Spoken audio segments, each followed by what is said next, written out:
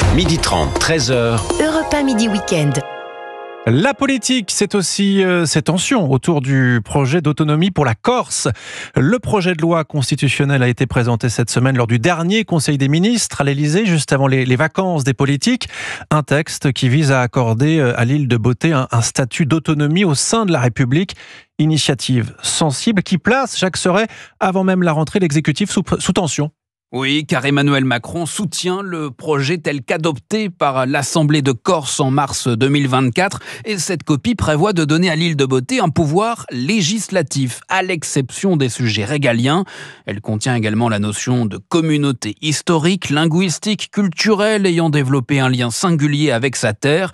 Une formule à peine voilée pour introduire la notion de peuple corse.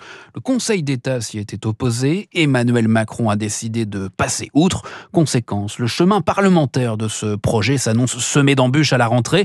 Et dans cette perspective, le ministre de l'Intérieur, Bruno Retailleau, dénonce déjà un texte à ses yeux communautariste qui constituerait en cas d'adoption un pas dangereux.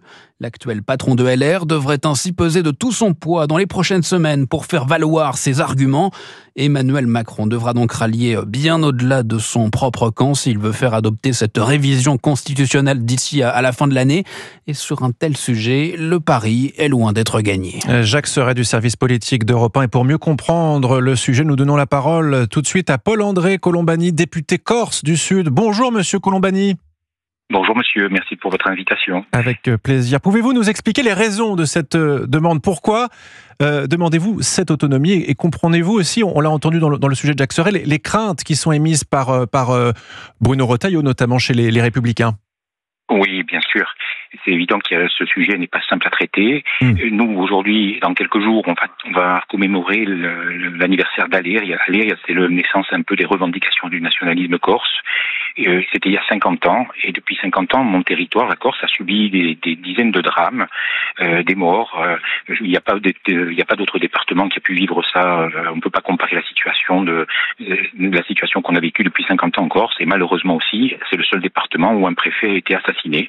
Oui. Donc, pour nous, ce processus, il est là pour faire sortir tout le monde par le haut. Il y a un certain nombre de planètes qui sont alignées, pas encore toutes, mais j'espère que ce processus va nous permettre de sortir la Corse par le haut et de stabiliser, de nous donner des outils pour mieux gérer notre territoire, parce que souvent, les grandes lois qui sont votées à Paris, dans notre île, ne fonctionnent pas. D'accord. Et cela entraîne tout un tas d'inégalités. C'est pour ça que vous voulez cette autonomie, justement, pour...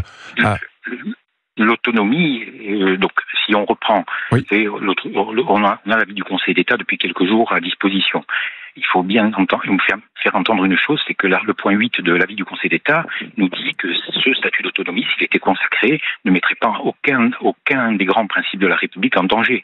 Ça, il va falloir que les représentants des Républicains l'entendent. Ils sont majoritaires au Sénat, mais ils ont de moins en moins d'électeurs, ils sont de moins en moins représentatifs de l'opinion publique française. Nous, quand on va aller dans les assemblées, il y a le président Macron qui nous a soutenus depuis le début, qui a été à l'initiative du processus. Il y a beaucoup de gens qui ont travaillé, Gérald Darmanin, le Premier ministre Bayrou, François Rebsanen, qui suit le dossier corse depuis très très longtemps. Et j'espère que les gens se poseront les bonnes questions. Vous parlez justement vous voulez plus d'autonomie pour pouvoir prendre certaines décisions.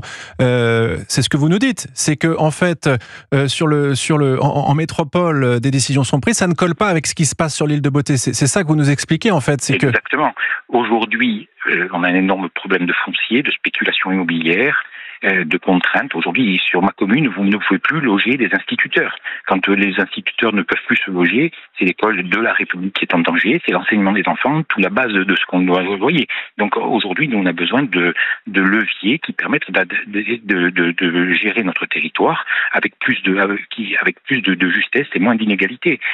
C'est pas plus d'argent, encore une fois, parce qu'il y en a qui vont faire certains raccourcis. Je vous donne l'exemple si un jour on a une compétence sur la culture, aujourd'hui la partie culturelle du budget est distribuée par Paris. Nous, si un jour on nous donne ce levier-là, on ne va pas demander plus d'argent, on va demander ce budget-là pour gérer. On ira devant nos électeurs rendre des comptes, savoir si on a bien fait ou mal fait. Vos opposants parlent de communautarisme, la notion de peuple corse a choqué certains parce que vous vous éloignez justement de ce qu'on appelle l'indivisibilité de la République. Vous comprenez aussi que ça puisse choquer certains Français ? Le peuple corse a déjà été voté, la notion de peuple corse a déjà été votée il y a 30 ans par l'Assemblée nationale. D'accord. Moi, c'est pas ce qui me heurtait, mais on nous a demandé de travailler entre les totems et les tabous. C'est la phrase du président Macron quand il a initié ce processus. Entre peuple corse et communauté, on est descendu d'un cran, mais on ne peut pas se contenter du mot qui a été mis au niveau du Conseil d'État qui parle d'habitants. Nous, ce sont des fondamentaux qui vont nous permettre de travailler sur un certain nombre de leviers. Quand on parle de lien à la terre ou à sa terre, c'est le levier qui va permettre de traiter les problèmes de foncier dont je vous parlais il y a quelques minutes. Très bien, on va suivre ce dossier avec beaucoup d'intérêt. Merci Paul-André Colombani. Merci pour votre invitation. Avec plaisir, vous êtes, je le rappelle, député corse du Sud.